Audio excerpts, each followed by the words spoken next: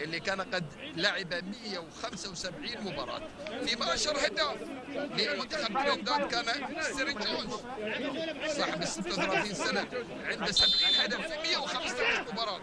115 ضربة ركنية على طول لصالح منتخب الامارات، رأسية تطلع الجول،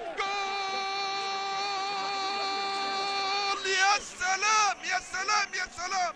رأسية حبيب الفردان هي نعم اللي تنعش امال الاماراتيين، وبالتالي لاحظنا احنا مدى دقة الضربة الركنية ومدى ايضا كذلك تمركز حبيب الفردان ورأسية الفردان. شوف هذه هي على طول من ضربة ركنية على راس حبيب الاماراتيين حبيب الفردان، ويحط على الشمال حارس المرمى غافل ساهي لاهي ابدا، والكرة بالتالي هدف لصالح منتخب الامارات في اول 8 دقائق ونص، وبالتالي منتخب الامارات يتقدم. برافو برافو هذه الرأسية. شوف حبيب بين المدافعين بين الكل بين القمصان الحمراء ينظر يطلع يلعب براسه، وبالتالي هدف في مرمى منتخب ترينداد، ومنتخب الامارات يتقدم الان على منتخب ترينداد بهدف بامضاء حبيب الفردان.